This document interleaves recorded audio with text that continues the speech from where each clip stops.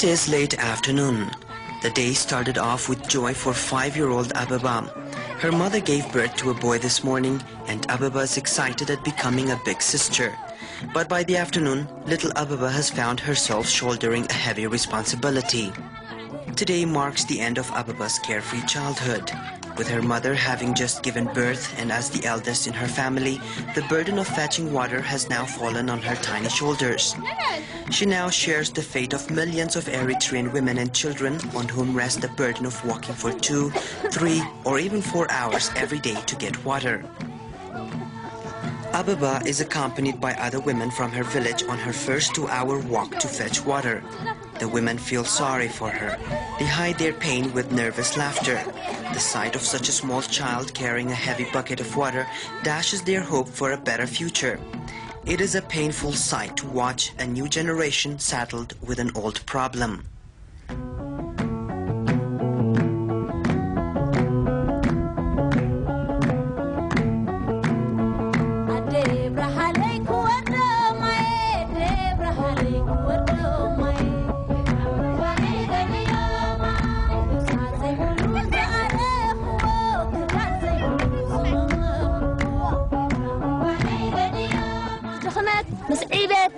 We are really getting old and tired. We will be very, very happy to have the water pump in our village. I am 11 years old. We suffer water shortage. It takes me 1 hour from the village to get to this well, another whole hour to line up and collect water, and another extra hour to get back home. I have problems studying. I get very tired, and it takes me another hour to run back to school. I can't find time for studying. It is very, very tiring. Little T may have no time left for studying after fetching water, but at least she goes to school. This young girl returning home with the precious water she walked 3 hours to get is not as lucky. Her parents refuse to send her to school. They argue they need her to help out in the search for water, which they say takes priority over everything else. Moreover, the school she would have gone to, had she not been too busy fetching water, itself lacks water and toilets. And since women, more than men, want privacy, her parents cite the lack of appropriate and adequate sanitation facilities in the school as one more reason for keeping their daughter at home. To make matters worse, the precious load she spent so much energy and time fetching is polluted and poses a serious health risk to her and her family. The water she's taking home comes from here, a polluted stream shared by humans and animals.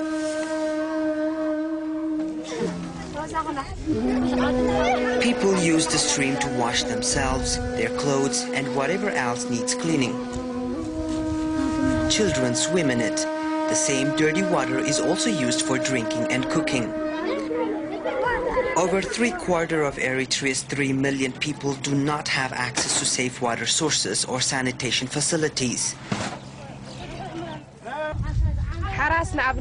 A new mother, for example, travels for hours to the well to fetch water because she has no one to help her. A pregnant woman, for instance, is supposed to take care of herself and the child she's carrying. But here, we the women have no choice but to do the things on our own.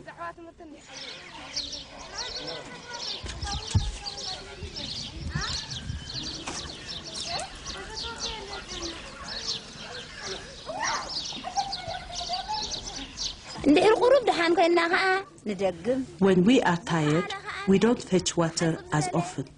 As for those with capability and reason to need more water, they fetch water until they are completely worn out. Eritrea's water crisis is severest in the hot and arid lowland regions of the country, where it seldom rains. Here, several years of drought has made a bad situation worse, forcing people to spend hours digging for water in dry river beds. Here, too, any water found is used for both human and animal consumption.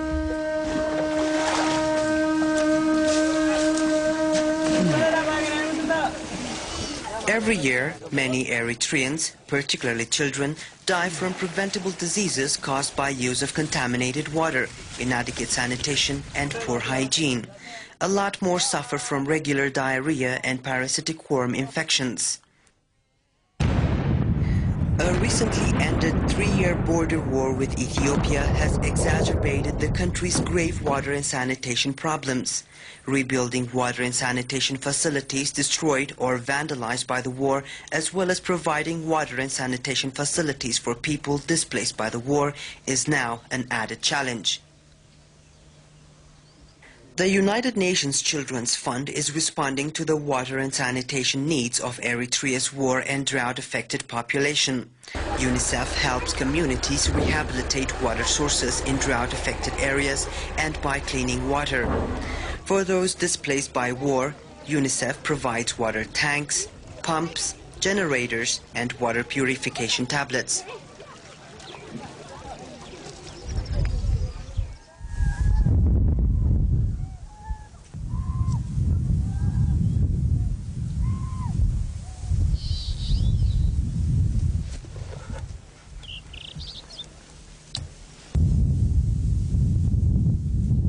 Where water sources remain inaccessible due to the threat of landmines, UNICEF relies on the continued support of partner organizations to locate and remove landmines.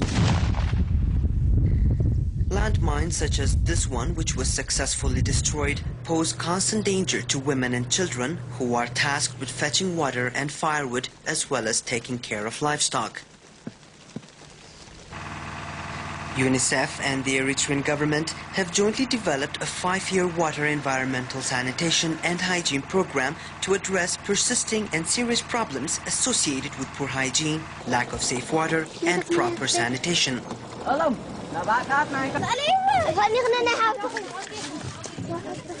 The joint program aims to promote a participatory approach to empower communities to identify the right solutions to their problems. In this, as in all its program, UNICEF will facilitate the inclusion of more women throughout all decision-making processes. The overall goal of the joint UNICEF Government of Eritrea program is to reduce diseases and death caused by polluted water and poor hygiene. Over the next 5 years, UNICEF will facilitate construction of public latrines at marketplaces, schools, and health facilities. It will improve water supply and sanitation facilities in 75 schools and health centers. This will benefit some 100,000 students and patients. UNICEF will also construct new water supply systems and maintain existing ones so as to increase access to safe water for an additional 250,000 people. As important as it is to build latrines and provide access to safe water, these activities alone will not reduce the high prevalence of water-related diseases and death. It goes without saying that if safe water is handled in an unsafe manner, it will pose a health risk to the user. It is essential, therefore, that communities understand the link between basic hygiene and health. And to ensure lasting results, UNICEF is allocating adequate resources for community mobilization and bringing about positive behavior changes.